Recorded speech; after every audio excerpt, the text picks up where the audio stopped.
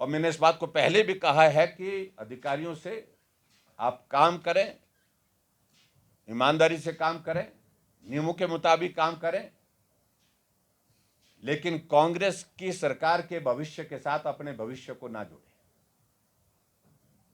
इस सरकार का भविष्य नहीं है लंबा।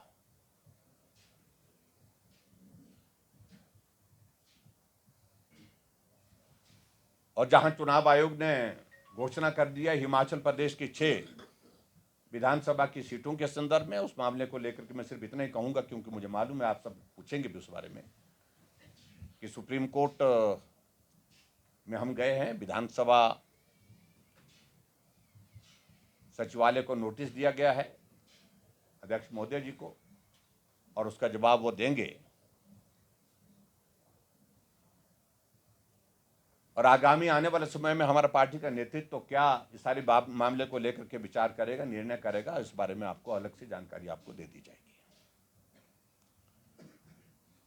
प्रमुख रूप से मित्रों मैं यही कहूंगा कि जो हिमाचल प्रदेश में सरकार आचार संहिता का उल्लंघन कर रही है, उस सारी चीज को लेकर के वो बंद करे।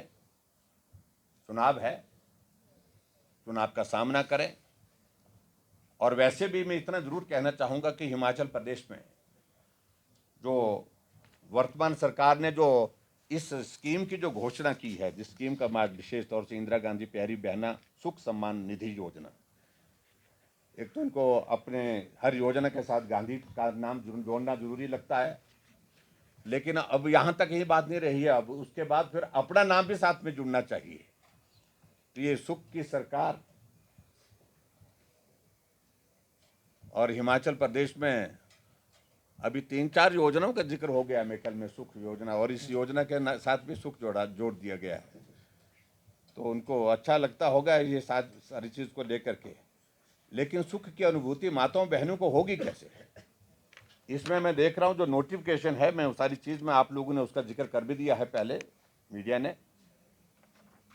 अधिकांश महिलाएं तो उसमें पात्र ही नहीं है।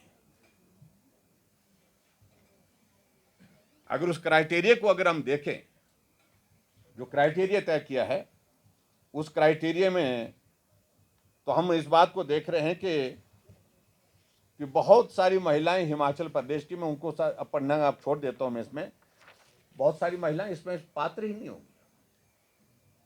किसी को पेंशन मिलती है परिवार को, तो वो पात्र नहीं होंगे।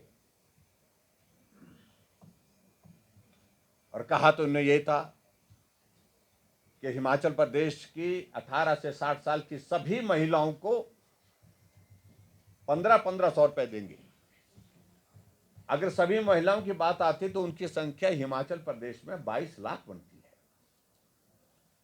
और मुख्यमंत्री ने घोषणा की है कि मैं हिमाचल प्रदेश में 5 लाख, जो अभी जो घोषणा की है उसके अंतर्गत 5 लाख महिलाएं लाभान्वित होंगी।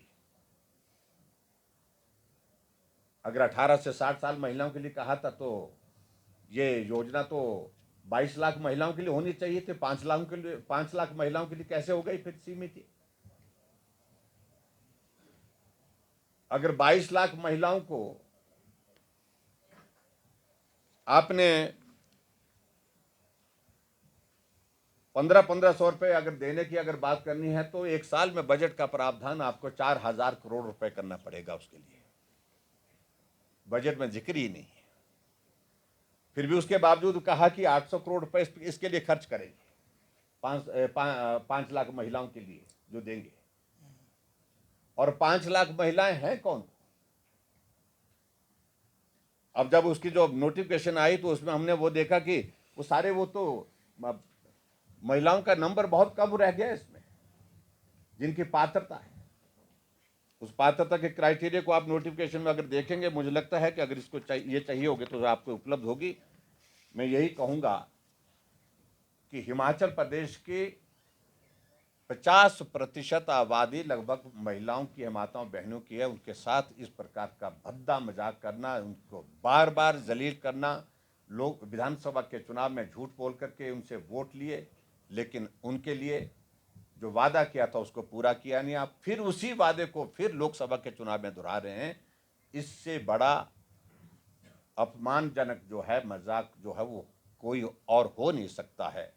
और झूठ बोलने की बात मैंने हमेशा इस बात को कहा है कि झूठ बोलने के तमाम रिकॉर्ड हिमाचल प्रदेश में सुखविंदर सिंह सुक्खू जी ने पूरे कर लिए हैं।